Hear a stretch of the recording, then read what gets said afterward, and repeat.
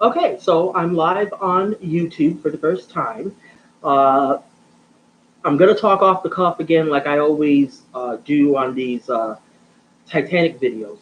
But the reason why I'm going live is because I want to record um, an idea that I have for an upcoming book.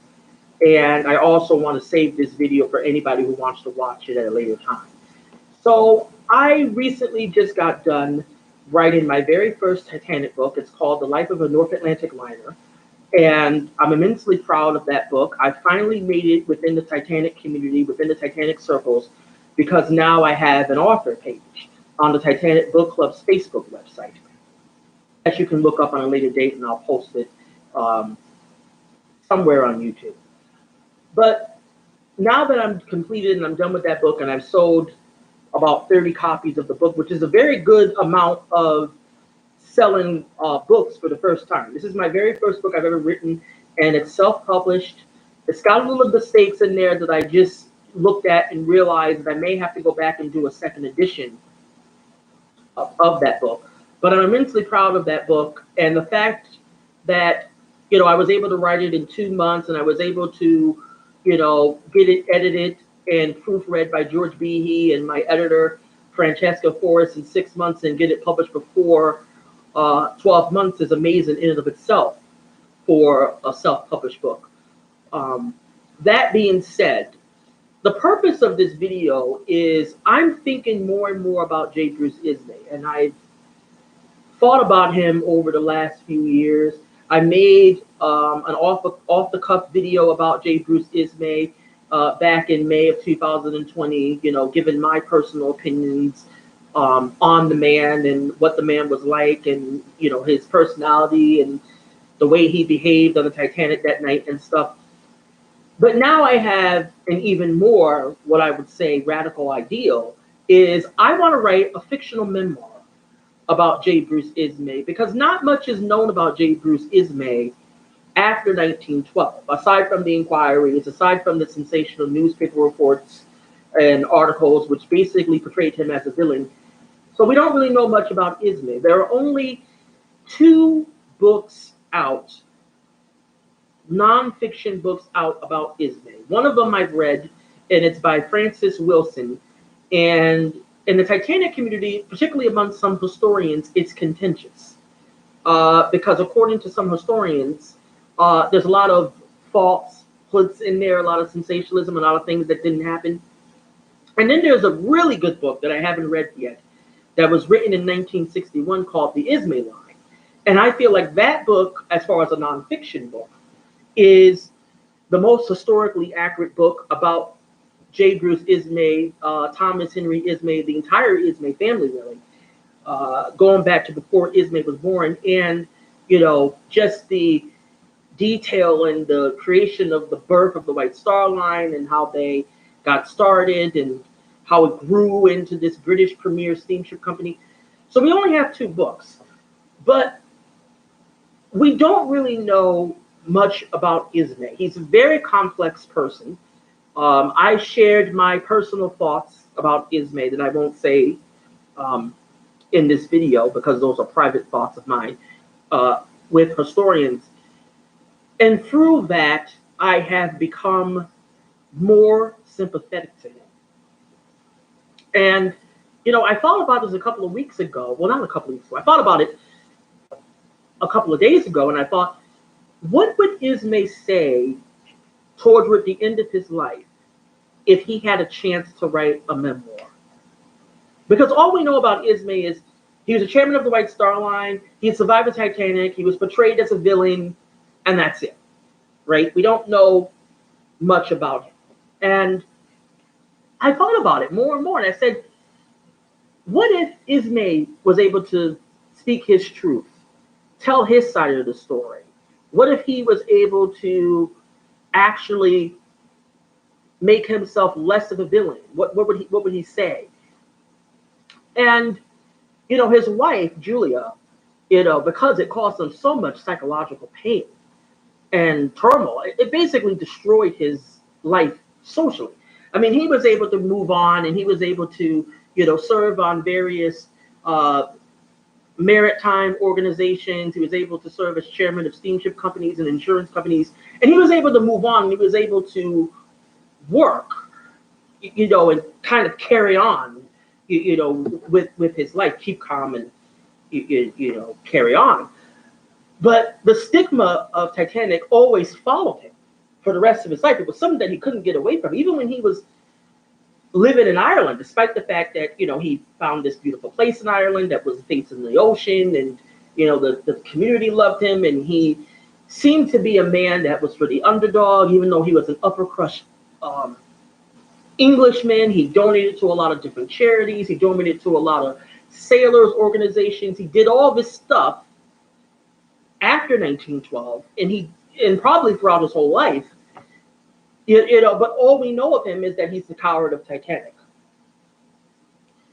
And obviously, there is debates about whether he should have gotten into the lifeboat or not.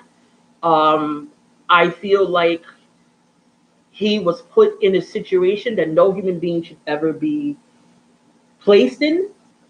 And, I put myself in his shoes, and I wonder, what if I was on the Titanic, which is highly unlikely. But let's just, for argument's sake, let's just say that I was in the Titanic, and I did everything that Ismay did. I encouraged women and children to get into the lifeboats. I helped lower the lifeboats. I helped launch the lifeboats. I helped the officers and the crew.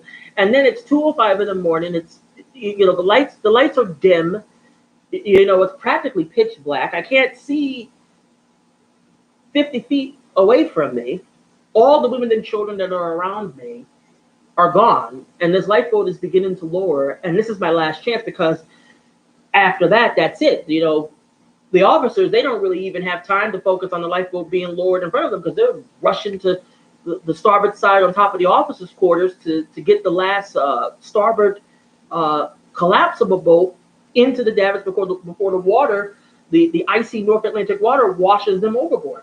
So yeah, I probably would have jumped into that lifeboat and saved myself. But because he was the chairman of the White Star Line, because he was considered to be the owner, it just was a PR disaster one way or the other. Whether he was right or wrong in the general public's eyes was irrelevant, because he was the chairman of the White Star Line. And he was also not just the chairman of the White Star Line, but he was also an Edwardian gentleman. And so he had a lot against him. And so I think about him a lot. I put myself in him.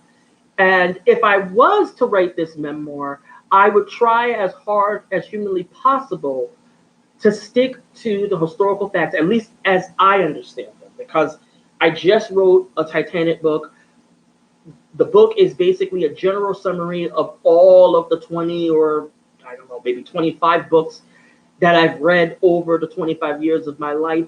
So I think, and I'm not tooting my own horn here, because obviously I'm imperfect and I have my own blinders on, but I think I could do a really good job. And I do agree with George Behe that I think writing a fictional memoir about him maybe would humanize him as a human being, instead of leaving him as this sort of mythical, mysterious man who is just this evil, chairman of a company who doesn't give a shit, pardon my language, about anyone. This white Anglo-Saxon man who doesn't give a shit about, the third class passengers, or the Irish, or the Italians, or Negroes, or whatever. So, it's a lot to think about.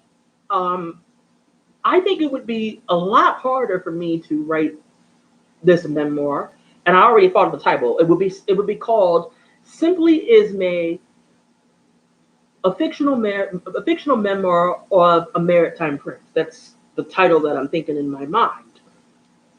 And how I would write it, I think, is I would write the memoir fiction, obviously mix it in my personality and my characteristics in with Ismay, because I sort of feel like, even though I'm a mixed black man, who a whole different, completely lived experience than Ismay.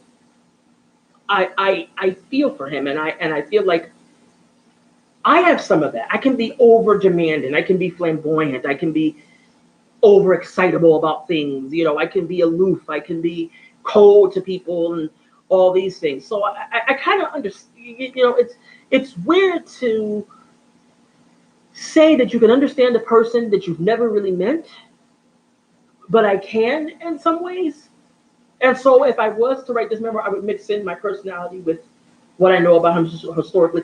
And what I would do is I would write the memoir and then I would write a historical fact below. Like if it's chapter one and I'm talking about the beginning of his life, in a fictional way. Then I would, go back to, my sources such as, different books and articles and maybe try to talk to some historians if I could, and then try to put a historical fact below that says what really happened. This is how he really thought about something, etc., etc. So those are my off the cuff talking, remarks about an upcoming book. And I also encourage people before I even get started on my second book. And I wouldn't probably get started on it until about October, November. It would be a winter project like the first book that I did um, from last year. But I encourage people to buy my book. And, my book is not the be all to end all. My book is the introduction to the beginning to this complex history of an ocean liner that life was cut short. Thank you for listening to this video.